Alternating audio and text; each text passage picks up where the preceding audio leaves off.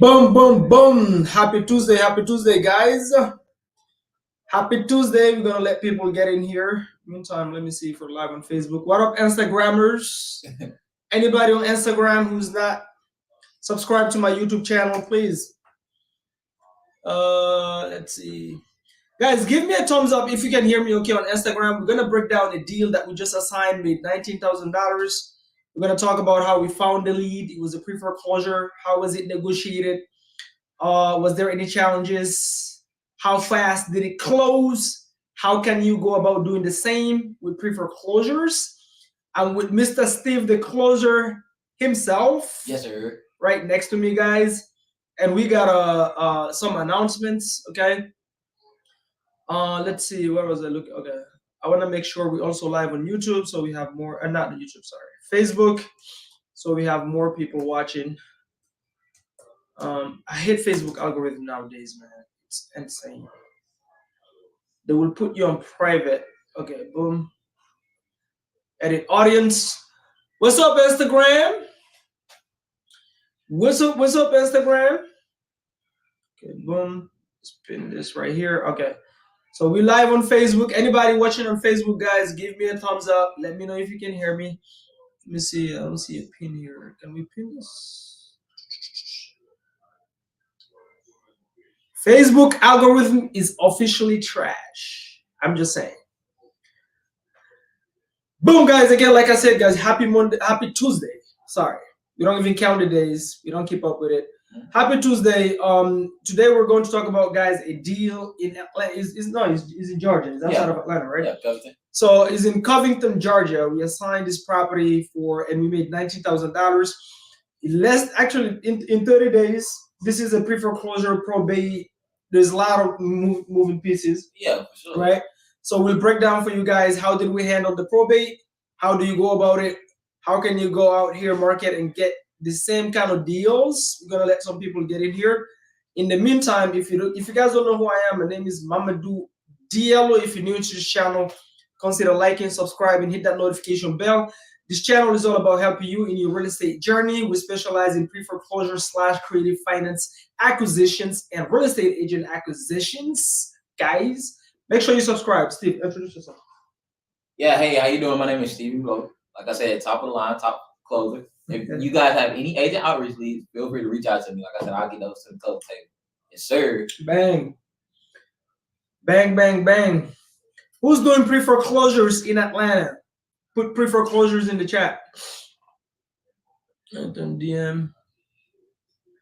Okay, we're not gonna get distracted by with the chat because I get distracted really quick with the chat.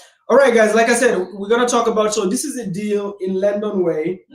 We're gonna talk about how did we found this lead. We made $19,000. How did we find the lead? How was it negotiated? What was the hardest parts? All the moving parts from the deal. Was there any complications? Was it too easy? Right. How long did it take? All those things, right? So we're gonna get into it, guys. Again, like I said, this is a deal in Covington.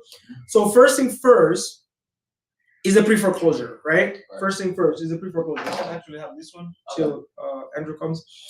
So it's a pre-foreclosure, but I think it was a door knock, right? Yeah. So give them a background about it. Yeah. So this is the background on this particular deal. Like I said, we were able to actually pick it up from a referral. I actually saw. Oh, it's a referral. Yeah, this is actually a referral. A referral, guys, even better. Yeah, so man, literally, I was actually walking out the door, just paying attention, being vigilant. Literally, I saw some of the neighbors' stuff that was actually tossed beside the road. So I actually saw Matt, the previous tenant that the owner illegally had on the property, coming out of the property getting mad because he figured out the house was in pre-foreclosure. And so I was asking him like, hey, listen, I see all the bags, I see all the trash in the yard. What's going on? So we had a slight conversation. He was like, the owner is, losing the house to pre-foreclosure. His mom passed away, which I didn't know at the time. And like I said, I was like, oh, wow, what is he going to do with the home? Well, he said he doesn't know what to do. He said several people reached out to him, tried to help him with the pre-foreclosure before, only offered him like $500 for the house. Seriously. Was that the owner or the neighbor? That was actually, I told you again, the owner, like the owner's son was illegally renting the property. He was illegally renting it. Yeah, illegally. And he was the one hanging out in front of the property. Yeah, so his friend was the one that illegally the one that he was illegally renting the property to. Yeah, the guy was coming out of the property with all his stuff throughout the property and everything. Was he getting kicked out or? Yeah, he was getting kicked out. I don't know what reason. Oh, God. And you talked to the tenant basically? Yeah, I basically talked to the tenant. That's crazy, guys. So, you get out of your house. I'm sure most of you would just pass and look at the guy like, look at this clown with all this trash. What Steve did is he applied what is called the 3 feet rule. So he's taking a walk and he saw a guy hanging out in front of a property with a bunch of trash in front of the property, and he walked up to him and talked to him and said, hey, I see a lot of trash. What's going on with the property? And this ended up being a $19,000 deal, and we're going to break down how that happened. But the first step was he applied the 3 feet rule. What is the 3 feet rule? The 3 feet rule is every single time you have somebody 3 feet away from you, whether it be at the gym, whether it be at a gas station, bus station, doesn't matter. You're taking a walk, walking your dog, walking by yourself, talk to people, let them know what you do. It could be an ex referral, it could be a private lender, it could be an attorney, it could be anybody. And that's exactly what transpired. That is crazy, man. Yeah, bro. That is crazy. So I love that. Okay. So you talked to him. So what? Did he gave you the number to the seller? Yeah. So the funny part about it, it's a crazy story. I guess they had a dispute, right? And so I was actually trying to find the seller's number because I had a previous interaction with the seller's son before. So then it was a probate situation as well. Right. So explain to the newbies that don't know what a probate is. What is a probate? Okay, so basically it's a situation where you have a homeowner that passes away, and so typically the property has to go through the courts to go to any kids or grandchildren that the property need to be passed down to. So got it. So it's basically when you have a property but the owner died, right? They left the property, and then it has to be. So here in Georgia, even if they have a will, you still have to probate the will. All right. That's another scam I'm gonna explain in another video from the counties, but that's another story for another day. But basically, you gotta go through probate first before you can actually close on the property. And technically, a seller actually cannot technically legally sign a contract with you while they're going through the probate process. They have to wait when the property is done to sell it to you, right? Okay, so you talk to the tenant. I mean, to the illegal tenant. All right. Then you already been speaking to the seller. Then what's the next step? You just went online, how did you get hold of this guy? Yeah, so funny part about it, I had the seller's number from a previous interaction. So what I didn't tell the guy was that I didn't tell the tenant that I was gonna be, that I was in real estate or what I would do. I was saying, hey, listen, do you happen to have his number? He said, I don't have that clown's number. He completely went off the road. He called his landlord a clown. Yeah, he literally said, hey, he told me a lot of vulgar stuff. So I said, okay, man. I just walked across the house. Like every tenant. Yeah, exactly. 20 minutes later, I literally went through my phone trying to find a number. I literally called every number on my phone because I didn't save the number. So every number that I didn't save, I just went through calling until I got the owner his name. Okay. I didn't know the owner's name. I mean the guy's name at all. Okay. I just know his name was O. So I just went through calling my phone. Everybody until I got a hold of O. Oh, that's the owner. That's the owner. Got it. Okay. So once I was able to get a hold of him, I was like, just open that conversation up. I said, hey, listen, I talked with your buddy. I didn't remember the guy's name. I said, he told me that you got a situation going on. Your mom passed away. I didn't even know that situation had happened. So I was like, what's going on? Fill me in on the details. So he was able to kind of tell me that he had been going through, the probate process. The banks wouldn't talk to him. Nobody would talk to him. He didn't have authorization, etc. So I was like, oh, wow. So, man, that's so he basically didn't know what to do. It seems like he didn't understand how the probate process works. Not at all. Right? So that's what happens, guys. So when you market into pre-foreclosures, you will find really quick. Now, this was, even though it was an organic lead, it ended up being a pre-foreclosure. Right, so if you're new and you don't know what a pre-foreclosure is when the seller is behind on their bills and the lender is trying to foreclose on the property, that's a pre-foreclosure seller. So typically, you want to get hold of these sellers before it goes to the auction so you can negotiate directly with the seller, have them stop the auction, postpone it, do whatever. So what he did here is he talked to the seller. This is a distressed homeowner. Obviously, you want to focus on distressed homeowners. If you're wasting time with tire kickers, they will not pay your bills. Right. Number two, they mostly don't understand the process, and that's where you step in. Right. Because your real estate guys, remember, it's never about the property.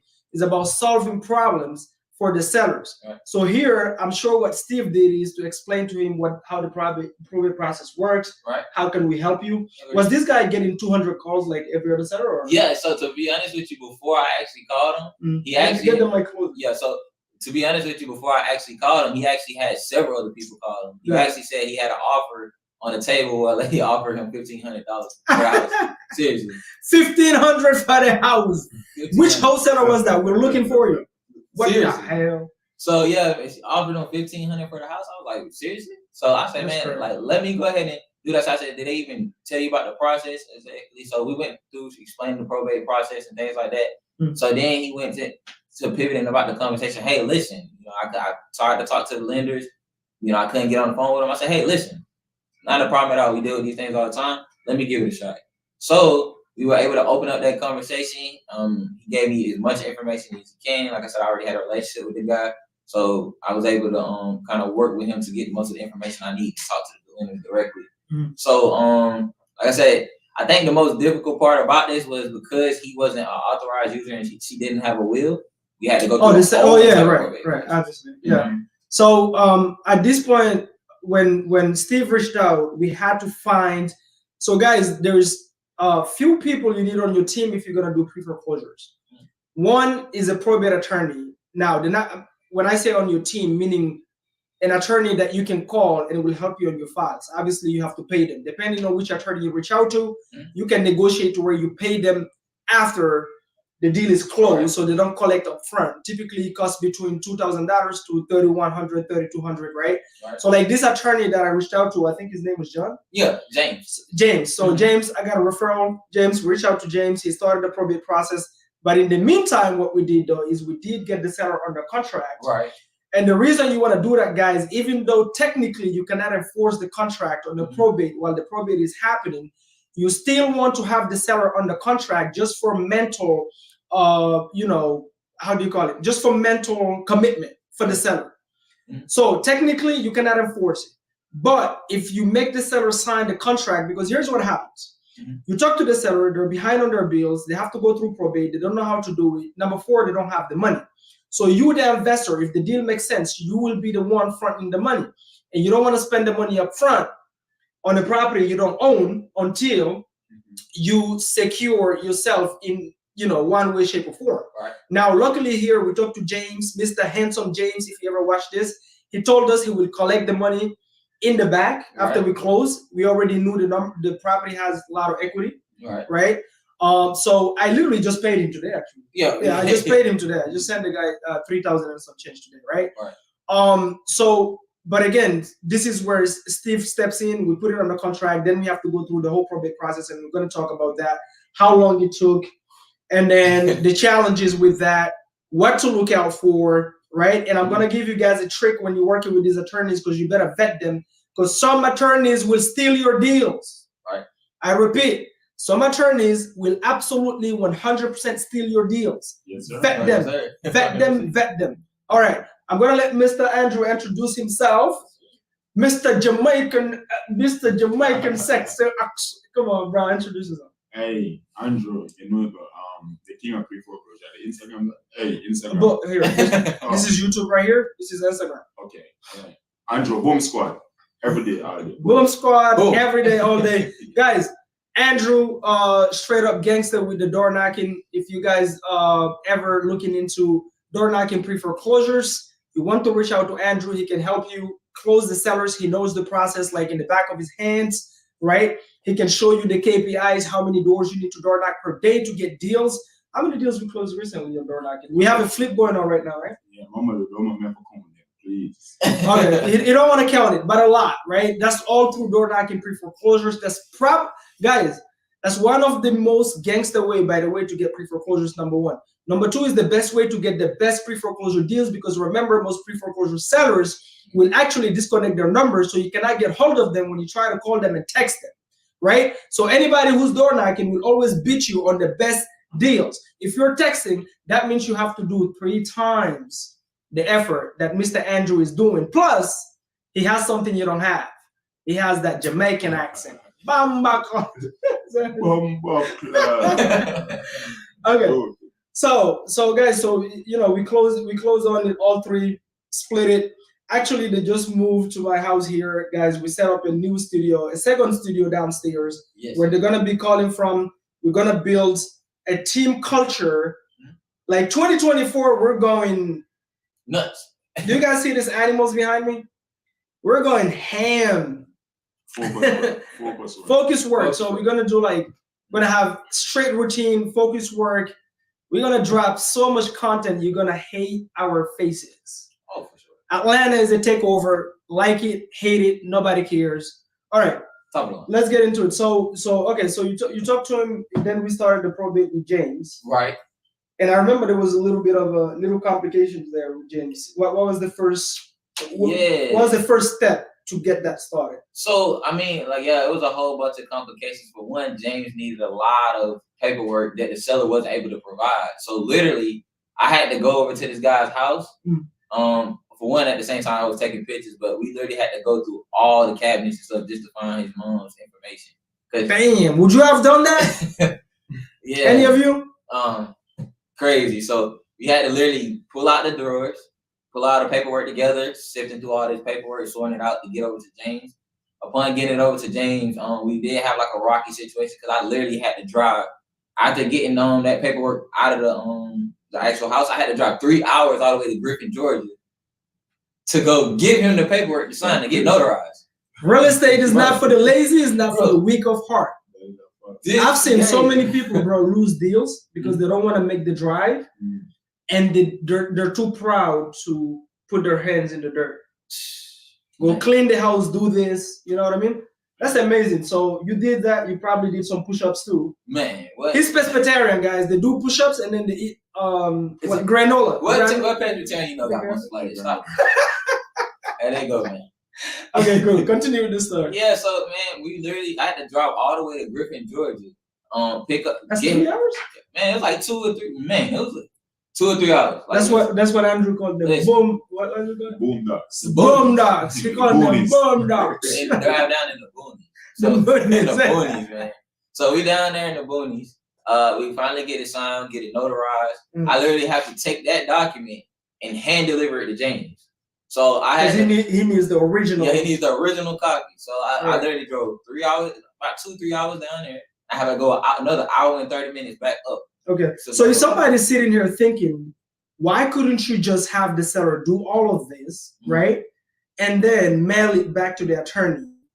What would you tell them if a newbie is thinking that right now? So if I'm telling you, if anybody right now, right, with these pre-foreclosure situations, it's a time crunch. Right. You don't have the time. Right. Literally we needed this document to actually postpone that auction because you can't foreclose on a property that's actually going to probate. Right. So because, like I said, we had to postpone the auction, I couldn't afford to wait 2-3 days for the mail to be mailed. I had to hand drop that thing to make sure that we can stop that pre-foreclosure. Right. Not only that, guys, to me, is about speed. It's about speed. When you're doing pre-foreclosures, everything is about speed. Right. One, you're always risking an auction. Agreed. Two, the whole reason these sellers are in this situation in the first place is that most of them are natural procrastinators. Right. And then you have the person in this case when he's a probate that passed away that didn't even have a will. Nope. Probably didn't set up their estate the right way. So if you leave the seller to it, they won't do it.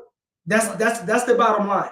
So you, as the investor, you are the problem solver. You have to be willing to get up and do some of this work, because otherwise you'll ask the sellers, they won't contact the attorney on time, they won't reply to the emails on time, they're busy with their 9 to 5. You see what Steve did is he literally told the seller, hey, let's meet at the property and I'll help you shovel through all this mail while I eat my pescatarian granola.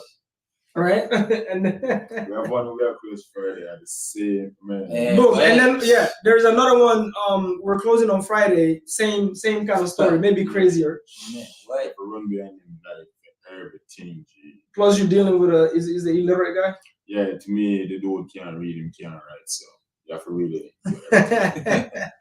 Okay. I understand. So that part, and then all the paperwork, once you guys had everything ready, you send it to James. Right. Once he had everything, how long did it take from there to probate? Man, 3 to 4 months just going through that probate process. Yeah. Like I said, we were able to get the case number back, which was able to postpone the pre-foreclosure. Explain that. Okay. Explain that. So, guys, when you're dealing with a seller that has a property about to go to auction and is a probate situation, again, probate when somebody died or left the property, how do you postpone that, like with the probate? Okay, yeah. So I mean, a lot of times you have to have a conversation with the lenders. So they want the person that's the next in line to inherit the property to be an authorized user. So you have to get them as an AU on the account, just providing some basic documents like the birth certificate and things. Yeah. And then from there, the next thing the lenders are going to ask for to postpone that auction is a case number, because they want to know for a fact that it's getting put through probate. Right. So make sure you get the case number. Get the case number. What's the similarity between the deal you do right now and this one? Put me some energy on that, Mike. Oh, the one where we are close Friday? Yeah. The guy just... This one is also in Atlanta here, right? Yeah, this one is in Atlanta. It was a pre-foreclosure. It was actually a door knock. He had the property listed, but then the price I'm listed at him just out for lunch with the price. So I have to talk him down and try to go with somebody else, and then wait until up until the appointed time. Him call me and tell me, hey, we want to do the deal with you. So I was to postpone that option by sending in a purchase and sales agreement. This is the seller with the dad, the brother. Yeah, and dad. Man, he had to chase this seller all the way to Jamaica to get. So I think he didn't want you to talk to the dad, right? Because he didn't want to know that the dad. He didn't want his dad to know that he trashed the house or something. Yeah, exactly. So him try to do self-work. Self-work, exactly. He's trying to do the self-work, cut corners. That's number one. Yeah. Number two, I remember at some point, we almost got close to an agreement. Then he said, send the contract. Then the real estate agent either talked him out of it or he tried to, well, what happened then? Because I remember he backed out, then he came back. Yeah, so in the initial stage, this is the art of negotiation. In the initial stage, I offered $250 for the property, Mama do. So him saying that somebody else who willing to pay $270. Now, based on my calculation and Steve's calculation and your calculation, which is never wrong, you know that $270 was just. That's probably a wholesaler that don't know their numbers that made that offer. We actually we have what, 2 properties right now where freaking wholesalers have pre-foreclosure sellers locked up with the wrong numbers, with a memorandum of contract. They don't want to remove it. They can't wholesale it. They've been kicking around the sellers for 2 months, and they don't want to remove their memorandums. That's the whole reason why I never call myself a wholesaler. I wholesale, but I'm not a wholesaler, because some of these things y'all do, it's just insane to me. Anyway, Andrew, go ahead.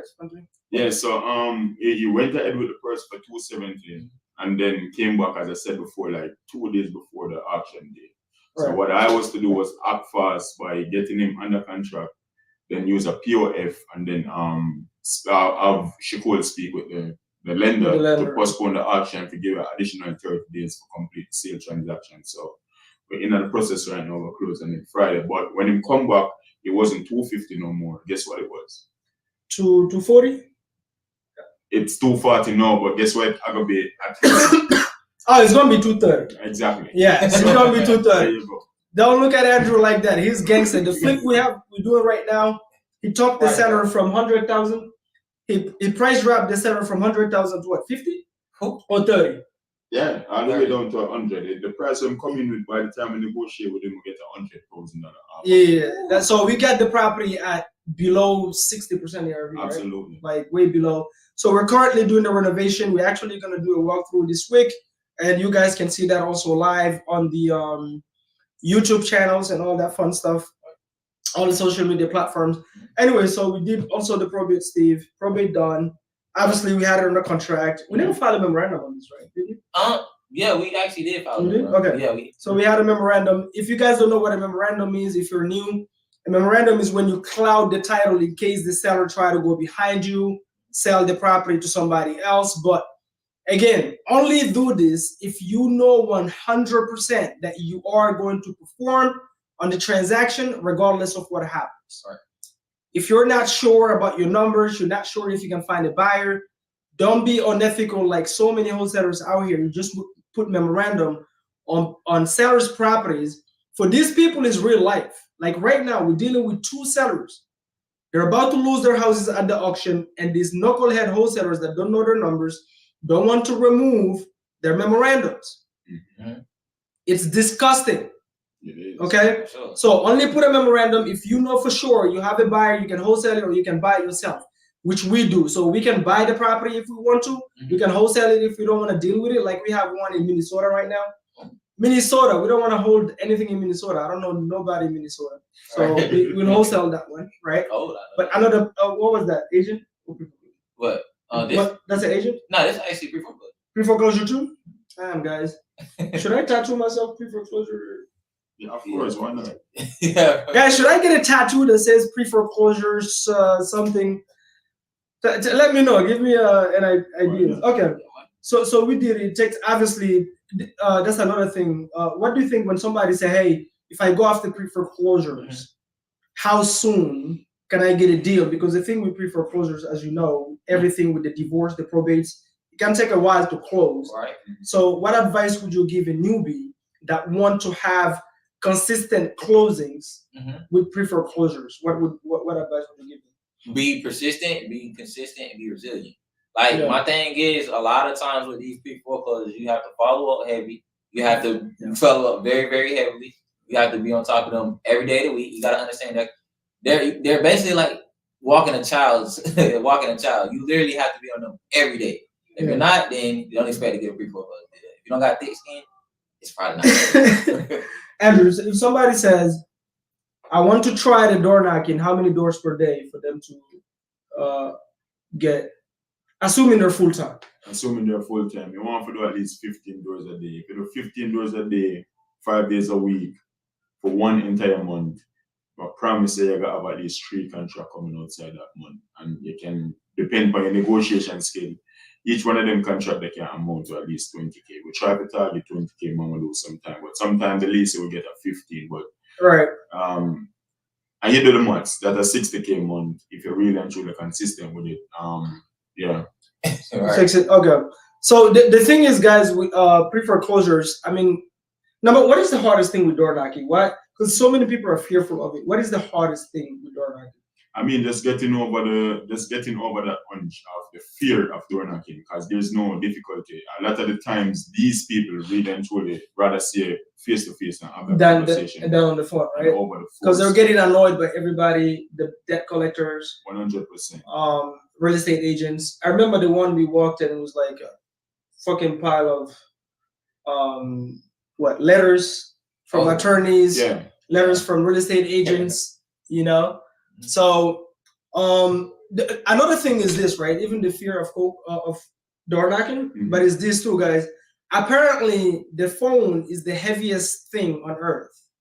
People are so fearful of picking up this thing and making calls. Of course, yeah, but that's the work. Andrew is closing deals with a Jamaican accent.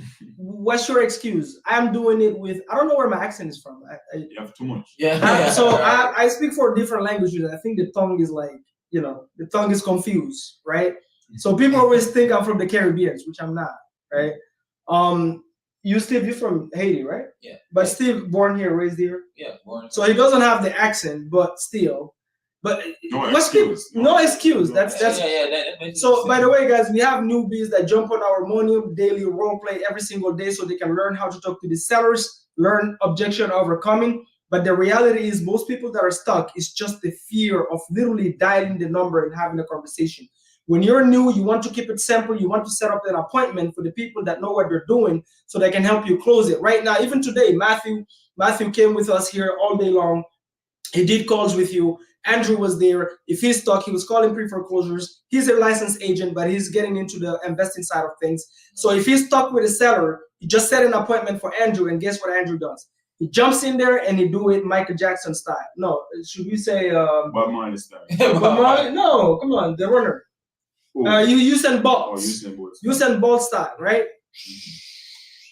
Okay, guys, there is no secret to it. I don't care if you go after high equity, low equity, right? Which we do all of them. We have text campaigns for low equity. We do agent outreach. We do pre-foreclosures. I could close your auntie if she has a property for sale. 100%. It doesn't matter, but the reality is, any list you go after, you have to get out of the fear of just getting this damn phone and calling. So the mental masturbation that a lot of newbies do and they never do deals is doing what they think is work, but it's not work. They're busy work. They're on Zooms all day listening to somebody talking about something that they're not going to use right now, right? It's not going to help you right now. If you haven't closed the deal yet, you shouldn't be on the Zoom listening about corporate setup. All right. You don't even have money for an LLC. That's one. Secondly, watching YouTube all day. What you're doing is called creative avoidance. Creative avoidance is when instead of doing the work that you know you should be doing because you're so afraid of the rejection, you go, you change the t-shirt, you try to fix the hair, you take the trash out. I set up the software. Stop set up on the software. Yeah. Phone call and stop set the software. So many people too busy setting up audio, right? No, I'm telling you guys, the cause is where the money is. So one, find accountability partners. Right. Two, make sure you always have somebody who actually has closed deals. By the way, guys, has closed deals. That they have what is called HUDs. They can show you the most recent deal they've closed. I've met so many newbies at networking events. So many newbies came to my workshop. They've been listening to people for 2 years that are not doing deals. Stop listening to people or learning from people that are not actively doing deals. Ask them their HUD. What is the most recent property? I'm going to start speaking French. I'm thinking of French. Je vais commencer à parler français là. C'est pas possible. I can't understand anything. Or Fulani. Huh? No, guys, listen. Ask for the HUD. Anybody who want to, say, hey, send me a deal, I can close it. Blah blah. Ask them for the HUD because I promise you, there's so many newbies that waste time with people. Let me see. Arrears is what is behind on the mortgage, which the bank will add fees to. Oh, okay. Thank you, brother, for answering that question. Sorry, we're live on Instagram too. I'm checking for questions. But guys, do the work. The calls is what will bring you the deals. So and stop also DMing people asking about contracts if you don't even have a lead. Contracts don't bring contracts. Have you ever gotten a contract and you brought your contract? No, not at all. It's the calls. Make the calls. Be consistent. Give yourself 90 days minimum of consistency to build a good pipeline, and then squad up with closers. Make sure you show up. If you're in Atlanta, our workshop, you guys already know the Boom Squad every single Saturday. We're better than church, always there. No, we're not. Oh. I didn't mean it that way. I mean we're always present. That's what I mean. Okay. What else? What should we leave them with? Listen, get up, do the work, stop being a sissy. That's all I gotta say. Go knock the door. Stop sitting here doing the mental imagination. Stand in front of the computer all day, watching all these gurus. Just go take action. Yeah. So, guys, be on the lookout. What we're gonna do for 2024, you guys gonna see these three faces over and over and over. We're gonna do a lot of series showing you guys all things behind the scenes, in front of the scene, all things pre-foreclosures. We show you guys how do you establish auctions, how do you postpone it, how you talk to the sellers. If you're already part of the Boom Facebook group, you'll be able to be part of the network. So if you're in Atlanta, you can show up at the workshop.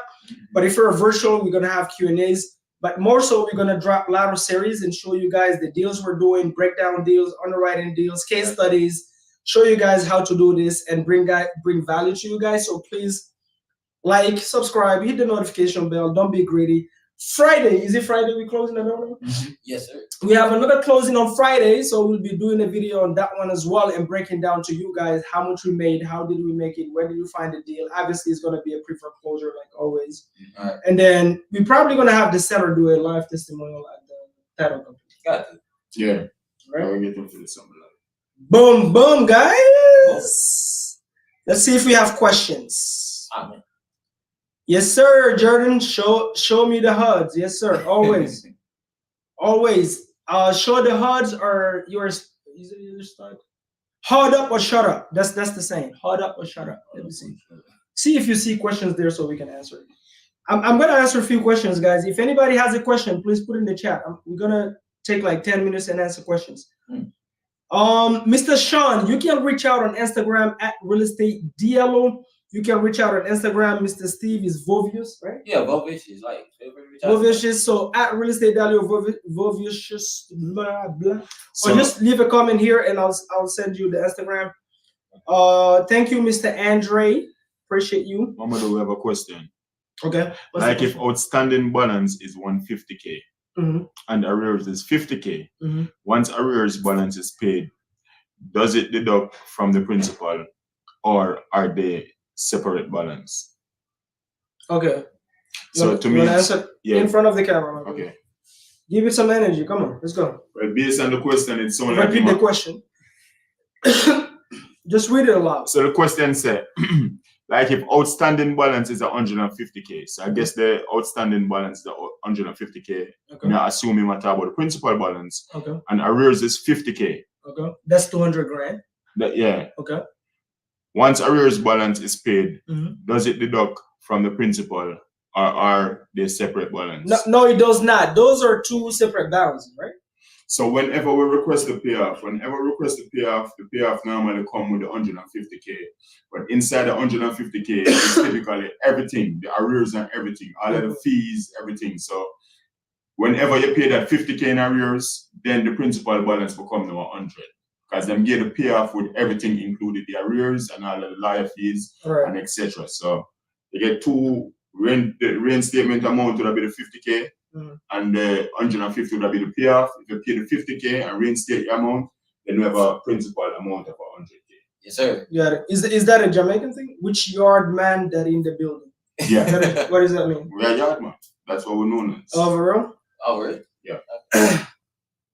Big up yourself, Jamaican. Yo, Joshua, we see you, bro. Hope you're doing well. Haven't seen you for a minute. Hope everything is all right. So guys, also let me know in the comments if you guys want us to do more Q&A type where we'll be answering all your questions about agent outreach. Oh, yeah, of course. All your questions about pre-foreclosures. If you guys want us to do a whole series on Q&As, we can pick a day where we go live and do straight Q&A. You guys can come ask questions. I'll bring some of you on stage, the action takers. And I'm planning on doing a lot of giveaways, guys, in 2024. So what we're gonna do is we're gonna pull a lot of pre-foreclosure lists, agent outreach list, and then we're gonna give it out to newbies so that they can go out and market. All right. Let's see. I kept getting mixed answer. I appreciate that. Got it, my guy. If you don't want mixed answers, all right, guys. Then after that, let me know, guys. Me and Mr. Steve Blow, who look better in these glasses? Obviously, me. Mine are just blue. Obviously. Who looks better? Come on now. This is how I close sellers, guys.